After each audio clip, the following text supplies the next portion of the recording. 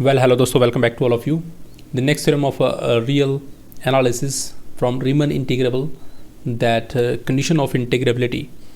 So theorem हमें कहती है कि the necessary and sufficient condition for a bounded function f to integrable on a b such that each there exists a partition p, okay, of a b such that ufp minus lfp is less than epsilon. इसको हम oscillatory सम भी बोलते हैं, U F P minus L F P को.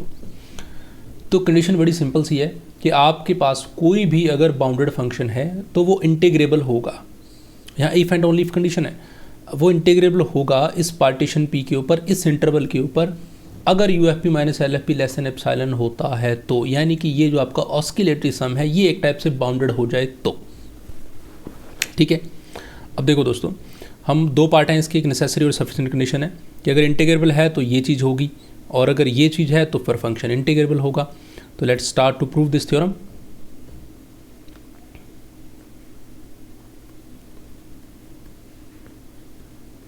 देखिए दोस्तों, आपको क्या करना है, सबसे पहले आप इसकी एक कंडीशन लेके चलिए. मैं मान के चलता हूँ, मैं इसको कंडीशन इज नेसेसरी लेके चलता हूँ. The first is that condition is necessary. Okay. इस कंडीशन में आपको एक चीज़ लेट कर लेनी है. मैं सबसे पहले मान के चलता हूँ कि फंक्शन मेरा जो है ना वो इंटीग्रेबल है. तो सपोज कर लीजिए f is integrable. Suppose f is integrable on interval, आपका जो क्लोज इंटरवल आपको गिवन है ए बी, इस इंटरवल के ऊपर आपका जो फंक्शन है वो क्या है, इंटीग्रेबल है. और अगर ये फंक्शन इंटीग्रेबल है तो इंटीग्रेबल की जो डेफिनेशन है वो हमें ये कहती है कि आपका जो इंटीग्रेशन होगा ए टू बी वो इक्वल टू होगा, ये प्रॉपर इंटीग्रेशन है, ये इक्वल टू होगा अपने लोअर इंटीग्रल और अपर इंटीग्रल के. यानी कि ये इसका हो गया क्या, upper integral A to B F D X and must be equal to its lower integral that is A to B and F D X. तो तभी कोई ना कोई फंक्शन जो है ना वो इंटीग्रेबल बोला जाता है. उसको रीमन इंटीग्रल भी बोला जाता है कि वो फंक्शन का जो इंटीग्रेशन है वो अपने लोअर इंटीग्रल और अपर इंटीग्रल के बराबर भी हो. तो आपने मान लिया कि फंक्शन इंटीग्रेबल है, तो इसका मतलब ये कंडीशन तो एग्जिस्ट करने ही वाली है, इसमें कोई दिक्कत नहीं है. तो चलो जी, सबसे पहले ये कंडीशन एग्जिस्ट करती है और इसको मान लेते हैं हम क्या, इक्वेशन नंबर 1. ओके, चलिए आगे बात करते हैं. अब बच्चों मान लेते हैं कि कोई ना एप्सिलॉन जो है ना वो ग्रेटर देन 0 कोई एप्सिलॉन एग्जिस्ट करता है हमारे पास. अब हमने ना एक थ्योरम पढ़ी थी जिसको डार्बॉक्स थ्योरम के नाम से जानते हैं. पीछे हमने थ्योरम भी थी, उसका रिजल्ट था ये वाला, इस थ्योरम का, डार्बॉक्स थ्योरम का. इसमें कहा गया कि अगर कोई फंक्शन है वो बाउंडेड है, कोई पार्टीशन पी है, तो उसका जो यू एफ पी होगा वो लेस देन होगा अपने अपर इंटीग्रल में अगर कुछ एप्सिलॉन प्लस कर दिया जाए तो. और एप्सिलॉन क्या था, एप्सिलॉन कोई भी ग्रेटर देन 0 कोई भी नंबर ले लो. अगर ऐसा करते हो तो वो लेस देन हो जाएगा और जो उसका एल एफ पी है वो ग्रेटर देन हो जाएगा अगर उसमें से एप्सिलॉन माइनस करते हो तो इस चीज़ को हम समझते हैं.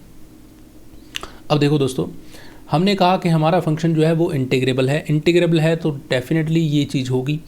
अब ये चीज़ होगी तो पिछली डार्बॉक्स थ्योरम हमें ये कहती है कि आपके पार्टीशन किसी के लिए जो डार्बॉक्स की कंडीशन है वो एग्जिस्ट करेगी, यानी कि ये दोनों कंडीशन एग्जिस्ट करेंगी. तो अब हमें इन दोनों कंडीशन को एग्जिस्ट कराने के लिए क्या एप्सिलॉन चाहिए था, वो मैंने मान लिया कि लेट एप्सिलॉन ग्रेटर देन 0 को एग्जिस्ट करता है. और सिंस अब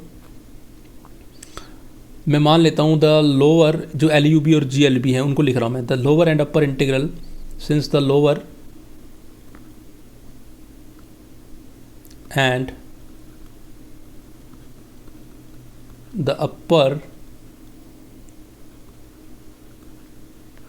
integrals, जो लोअर और अपर इंटीग्रल्स हैं उनको हम क्या बोलते हैं, एक को बोलते हैं एल यू बी और दूसरे को क्या बोलते हैं दोस्तों, greatest lower bound G L B. Okay. Of the set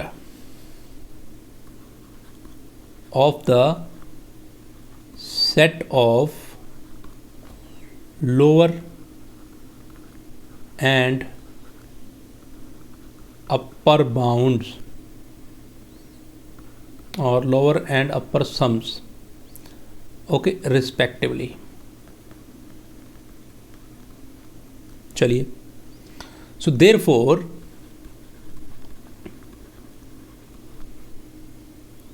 there exist partition, अब इस चीज़ को बहुत इजीली आपको याद हो जाएगी और चीज़ समझ में आ जाएगी। देर exist partition P1 and P2, okay, और किस इंटरवल के, ये जो इंटरवल आपका एग्जिस्टिंग है जो AB, सच दैट, यानी कि मैंने क्या लिखा है, ये क्या कहानी क्या है, इसका मतलब क्या है दोस्तों। मैंने कहा कि भाई अगर ये जो फंक्शन है ये मेरे पास इंटीग्रेबल है तो ये अपने लोअर और अपर इंटीग्रल के बराबर होगा। अब अपर और लोअर इंटीग्रल अगर एग्जिस्ट करते हैं तो डेफिनेटली कोई ना कोई एप्सिलॉन एग्जिस्ट करता होगा, जिससे आपकी डार्बोक्स थ्योरम ट्रू हो रही होगी। यानी कि कोई ना कोई दो पार्टीशन ऐसे होंगे, एक P1 ले लो एक P2, जिसके लिए आपकी जो डार्बोक्स थ्योरम की जो स्टेटमेंट थी जैसे कि ये थी कि जो इसका लोअर सम्स होगा यानी कि LFP1, यानी कि कहने का मतलब ये है कि भाई अपने किसी न किसी पार्टीशन के लिए ये थ्योरम ट्रू होगी, ओके। तो यानी कि LFP1 ऐसा होगा जो कि बड़ा होगा अपने लोअर इंटीग्रल से देन f ऑफ dx, और उसमें से अगर कोई एप्सिलॉन माइनस कर दो, बट यहाँ पे आपको एप्सिलॉन बाई 2 माइनस करना है हमारी थ्योरम की रिक्वायरमेंट के अकॉर्डिंग, कोई दिक्कत नहीं है। अब ये a बार टू b है यानी कि लोअर इंटीग्रल अपने ऊपर बताया इंटीग्रेबिलिटी की कंडीशन से कि ये अपने इंटीग्रेशन के बराबर है, एब्सोल्यूट इंटीग्रेशन के बराबर, तो f dx minus epsilon by 2, okay.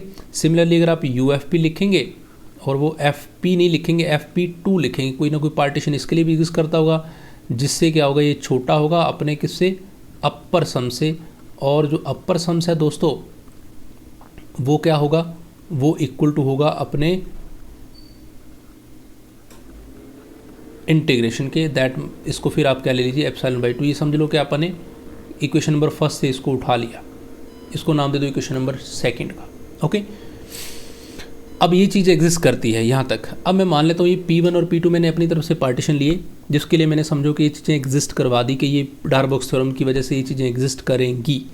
अब मान लेता हूँ कि जो P1 P2 है ना, मेरे को तो P के लिए काम करना है, P1 P2 के लिए काम नहीं करना, वो तो मैंने मान रखे हैं। तो मान लो भाई कि ये जो P1 P2 है ना, इनकी कोई कॉमन रिफाइनमेंट है और उसका नाम है P, दैट इज़ P1 और इक्वल टू वो किसकी होगी, P1 यूनियन P2 के, ओके। तो देन अब P का इनके साथ कॉम्बिनेशन मिल गया, यानी कि P क्या बन गई, रिफाइनमेंट बन गई P1 की भी और P2 की भी। तो P1 रिफाइनमेंट है, और रिफाइनमेंट क्या होती है, हमेशा बड़ी होती है अपनी नॉर्मल पार्टीशन से। तो अब एक चीज़ समझो कि जो रिफाइनमेंट का अपर सम्स होते हैं, यानी कि ये रिफाइनमेंट्स के जो अपर सम होते हैं वो हमेशा छोटे होते हैं अपने सिंपल वाले पार्टीशन से, कोई दिक्कत नहीं है, ये मैं आपको क्वेश्चन भी करा चुका हूँ। और ये जो अपर सम्स होते हैं ये छोटे होते हैं अपने अपर इंटीग्रेशन से, जिसके अंदर कुछ ना कुछ एप्सिलॉन प्लस किया होता है, या फिर अपन ने तो एप्सिलॉन नहीं, अपन ने एप्सिलॉन बाई 2 प्लस किया था। ये पीछे वाली इक्वेशन से मैंने इसको एज इट इज़ उठा के रख लिया। ये देखो यही कहा था यहाँ कि UFP2 छोटा होगा किससे, A to B f dx minus epsilon by plus minus नहीं प्लस एप्सिलॉन बाई 2 से, और यही चीज़ को मैंने यूज़ कर लिया यहाँ पे। क्लियर। अब देखो दोस्तों, अब चीज़ को ध्यान समझना, यहाँ थोड़ी सी कन्फ्यूजन हो सकती है। ये जो A to B f dx है, इसको अगर मैं यहाँ से समझूँ A to B f dx की, इसकी कुछ वैल्यू निकाल सकता हूँ इस वाले रिजल्ट से। अगर मैं A to B f dx को यहाँ समझूँ इस वाले रिलेशन से, ऊपर वाले से देखना, तो आप एप्सिलॉन बाई 2 को उधर ले जा सकते हो, यानी कि एक टाइप से दोनों तरफ है एप्सिलॉन बाई 2 का प्लस कर सकते हो। सिर्फ फर्स्ट में और लास्ट में देखो तो आपको ये मिल जाएगा कि जी LFP1 है ना, जो उसमें क्या हो गया, एप्सिलॉन बाई 2 का प्लस हो गया, जिससे वो क्या हो रहा है, इक्वल हो रहा है किससे, A to B f dx से। ठीक है, इस वाली इक्वेशन से हो गया ये। अब इसको आप कर दो सब्स्टिट्यूट यहाँ पे A to B f dx की फॉर्म में, यानी कि A to B f dx है, तो इसको मैंने क्या कर दिया, as it is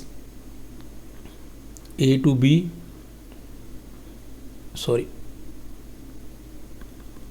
A to B f dx क्या है, LFP बन गया, ओके। पीछे वाली स्टेटमेंट से मैंने आपको समझा दिया, LFP और प्लस एप्सिलॉन बाई 2 और एक एप्सिलॉन बाई 2 ये भी है, तो इसको भी लिख लो, ओके।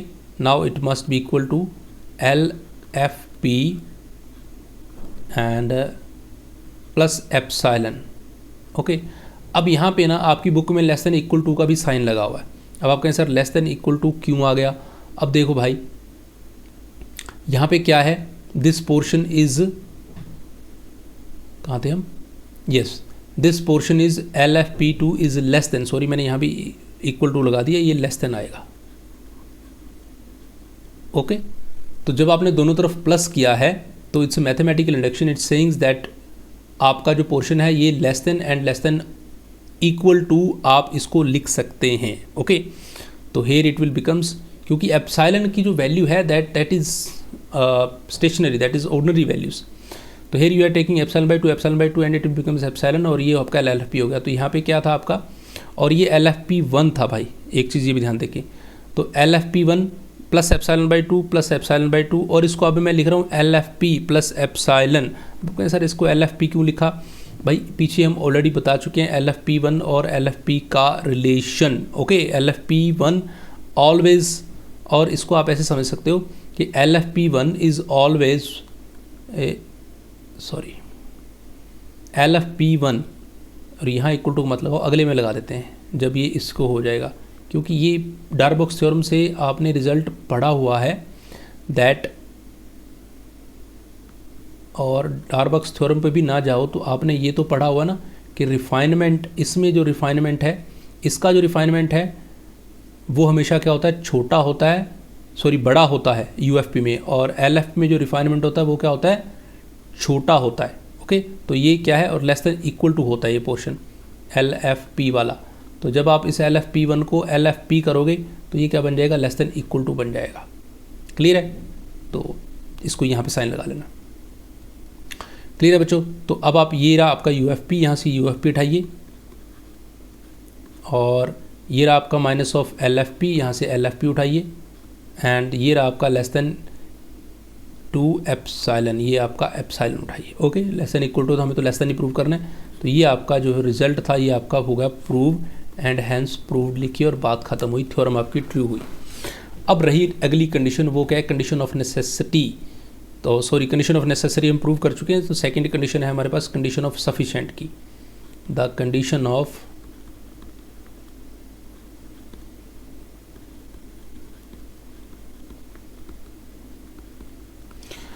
सफिशिएंट्स। अब मान लो, लेट कर लो दोस्तों कि आपका ये जो ऑक्सीडेटरी सम है, यानी कि LFP minus UFP less than epsilon, वो आपका एग्जिस्ट करता है, यानी कि आपका UFP माइनस के LFP is less than epsilon, ये आपका ऑलरेडी एग्जिस्ट कर रहा है। ठीक है ना, अब आपको प्रूव क्या करना है, प्रूव करके दिखाना है कि फंक्शन जो f है वो आपका इंटीग्रेबल है, और कोई फंक्शन f इंटीग्रेबल कब होगा, जब उसका अपर और लोअर इंटीग्रल बराबर हो जाएगा। तो मेन काम आपको यही करना है। तो देखो अब ये क्या है, लेस देन एप्सिलॉन, ये मैं ऑलरेडी लेके चल रहा हूँ।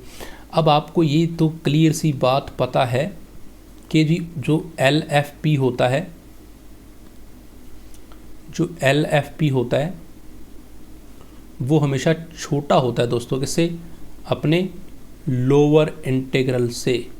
और जो लोअर इंटीग्रल है वो दोस्तों क्या होता है, छोटा होता है अपने अपर इंटीग्रल से, और अपर इंटीग्रल छोटा होता है किससे, अपने अपर सम से, यानी कि UFP से। ठीक है, this we know that and we have taken that result from there. So इन दोनों को आप क्या कर सकते हो, यानी कि चीज़ों को इधर उधर लेके जाना है और कुछ नहीं करना। यानी कि पहले आप लिखो ये जो अपर इंटीग्रल है A to B FDX, यानी कि अब मेन बात आप इन दोनों को इक्वल प्रूव करना है पास। ओके तो इसको मैं लिखता हूँ, और माइनस में क्या करता हूँ, इसको लिख देते हैं A2, यानी कि सिर्फ चीज़ों को इधर उधर लेके जा रहे हैं और कुछ भी नहीं कर रहे।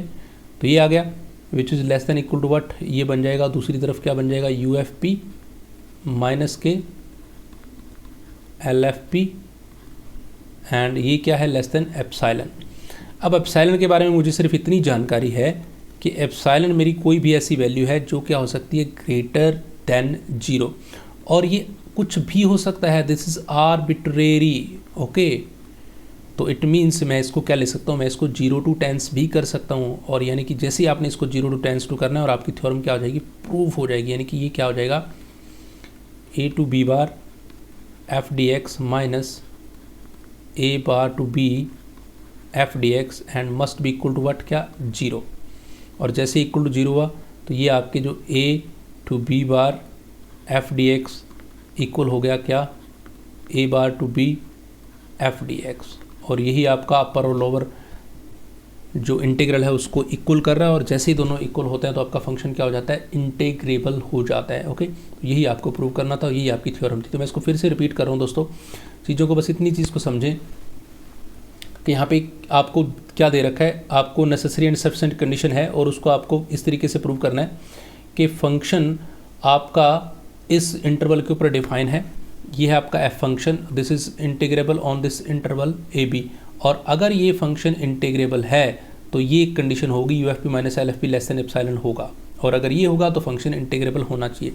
सबसे पहले आपको मान के चलना है कि फंक्शन आपका क्या है, इंटीग्रेबल है, और अगर ये इंटीग्रेबल है तो ये इंटीग्रेबल की जो डेफिनेशन है अपर और लोअर इंटीग्रल इक्वल होंगे, और अगर ये अपर और लोअर इंटीग्रल इक्वल है, फंक्शन इंटीग्रेबल है, तो आपकी डार्बॉक्स थ्योरम प्रूव हो जाएगी। डार्बॉक्स थ्योरम कहती है कि भाई उस फंक्शन के लिए जो फंक्शन इंटीग्रेबल है उसके लिए कोई जो भी पार्टीशन आपका एग्जिस्ट करेगा उसमें ये दो बातें जरूर होंगी। तो ठीक है जी, मान लेते हैं कि कोई पार्टीशन P1 एग्जिस्ट करेगा, कोई पार्टीशन P2 एग्जिस्ट करेगा, जिसके लिए ये कंडीशन होगी, जिसके लिए ये कंडीशन होगी। इन दोनों को आपने क्या कर देना है, यूज़ कर लेना है यहाँ पे UFP, और फिर आपको क्या करना है, P1 और P2 जो दो पार्टीशन है उसका आपको P कोई कॉमन रिफाइनमेंट लेनी है, और कॉमन रिफाइनमेंट से क्या हो जाएगा कि रिफाइनमेंट हमेशा छोटी होती है, UFP में रिफाइनमेंट हमेशा छोटी होती है अपने P1 पार्टीशन से UFP की, और ये छोटा होता है अपने अपर सम से प्लस एप्सिलॉन बाई 2। EFDX की वैल्यू आपने पीछे निकाली थी एज ए LFP की फॉर्म में, इसको यहाँ लिख लीजिए। फिर जो LFP1 बनेगा, LFP1 भी छोटा होता है LFP से। ओके, UFP1 बड़ा होता है UFP से, और LFP1 छोटा होता है LFP से। तो यहाँ पे आपका LFP आ जाएगा, लेस देन इक्वल टू का साइन लगा देंगे, यहाँ मत लगाना, अगले में लगा देना, तो ये बन जाएगा प्लस एप्सिलॉन, और इसको इधर उधर करके लिखोगे तो आपकी थ्योरम हो जाएगी प्रूव। फिर आपको मान के चलना है सेकंड में नेसेसरी सफिशिएंट कंडीशन में कि ये लेस देन एप्सिलॉन है, और फिर आपको बस ये एक जो ये स्टेप लिखा है ना मैंने, इसको आप याद कर लो, ये चार चीज़ें LFP शुरू करना, फिर अगला, फिर अगला, फिर अगला, और लास्ट में इन दोनों को ले आना इधर। ये ऑलरेडी लेस देन एप्सिलॉन होता है, लास्ट में एप्सिलॉन को कर देना 0 और ये इक्वल टू आ जाएंगे, और ये हमें प्रूव करना था।